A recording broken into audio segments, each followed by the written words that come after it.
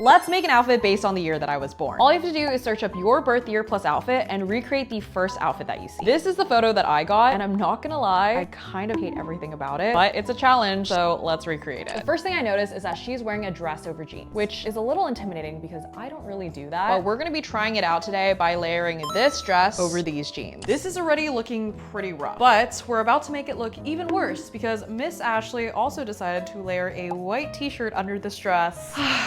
So I guess I have no choice but to do that as well. This is not going well. For her jewelry, she's wearing a pearl necklace and some bangles, so let's do exactly that. Then I also saw this sequin tote bag that she's wearing, and I actually have the exact same one in black. For her shoes, she's wearing ballet flats, and I have these ones that I think would look really cute. Now the last step is where things get a little dicey. She's wearing this purple crochet skull cap, and I have no choice but to also wear one. Oh my god, this is gonna look so stupid. I hate it. I was willing to give this a chance at first, but after seeing it all together, yeah, it's a lost cause. And as always, let me know what you guys think of this outfit. But honestly, I feel like I already know what you guys are gonna say in the comments. I hate being Asian. You see, when I was younger, I hated my small squinty eyes and dark hair because every ad, every magazine, and every movie that I watched, white girls were always the cool ones, the pretty ones, and the ones that everyone wanted to be. Asian characters, on the other hand, well, they were always awkward, nerdy, or weird. The message was clear. To be an it girl, you had to be white. So I did everything I could to be more like them. I bleached my hair, I only dated white guys, I only shopped at Brandy Melville, and refused to wear traditional clothes. I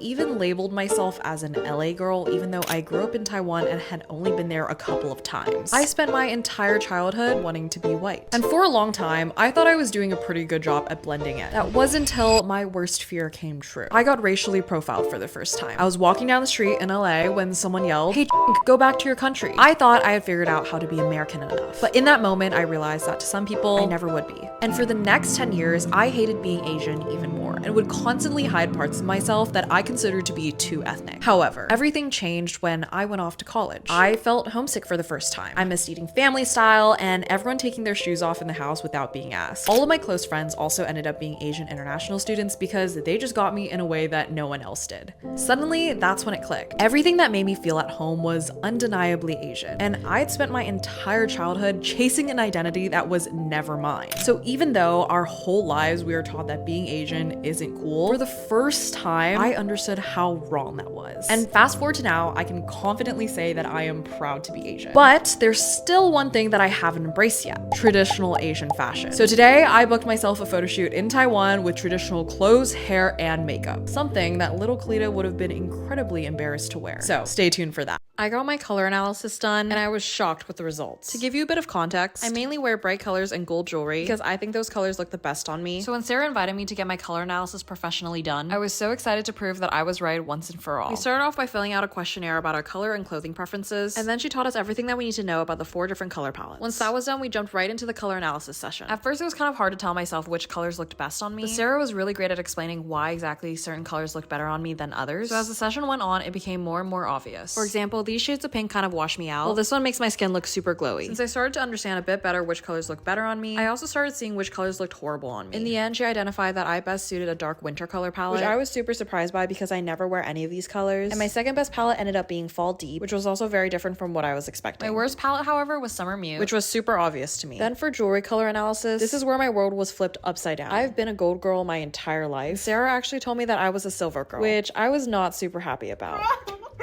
I'm in denial. We also went through best hair colors, where I learned that my natural hair color right now actually really suited me, while brown hair would definitely not. And I also learned that chunkier, unique shaped glasses just better suited my face. My friend Samia also got her color analysis done and learned that her best palette was Fall Strong and her second best palette was Fall Deep. Plus, it turns out we both have the same worst palette, the dreaded Summer Mute. Unlike me, Samia was a gold girly through and through, which I was very jealous of. Now that we knew our best color palette, it was time to learn about what makeup suited us the best. Sarah then showed us celebrities who had matching color palettes, as well as sample makeup looks and products, and even included nail designs as well. We even got to test out the actual makeup products, which is where I tried out some bold new lip colors that I usually would never wear, but actually ended up liking a lot. I also experimented with different shades of blush, as well as eyeshadow too. And finally, Sarah even told us what kind of styles would suit us the best. She told us our best fabrics, patterns, as well as silhouettes, and even had some suggestions on brands that we could buy from. Even though this color analysis was not what I was expecting, I genuinely had so much fun and even learned a ton about color theory. So big shout out to Sarah for being so amazing, and let this be your sign that even if you think that you know your best colors, there's a big chance that you're completely wrong. So you should go get your color analysis professionally done.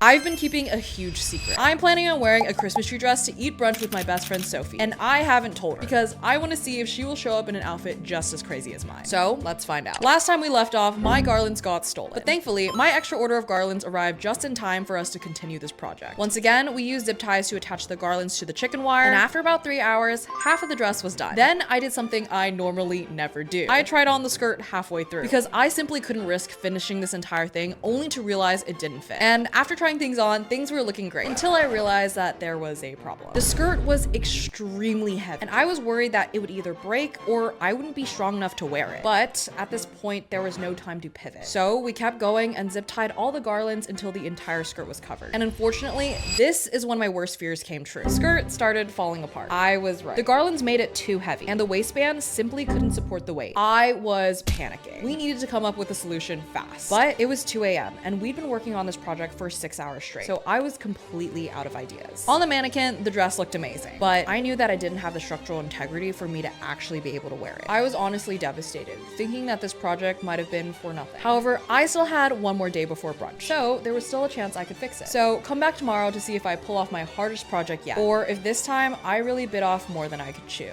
You know it's a bad nail day when you leave the salon but are already making plans for your next appointment, because that's exactly what happened to me today. I decided to switch up my nail shape because I'm honestly kind of over having long nails, and I wanted to try something different. So these were the inspo photos that I showed her, going for a very neutral look with a roundish square shape. And I don't know what was going on today, but my nail lady must have been in a rush or something, because she ended up cutting me with the nail file about 3 or 4 times, and she ended up drawing blood. So we already weren't off to a great start, but it got even worse because I noticed that the shape of my nails didn't look anything like I wanted. They were a lot more clunky and more square, but I don't know about you guys. I hate speaking up about these things. It genuinely gives me so much anxiety. So let's just say I was not very happy with the final result. Maybe it's the nail shape that doesn't suit my fingers. I really don't know how it went so wrong, but I'm already planning my next appointment to get them fixed. So let me know if you guys have any suggestions.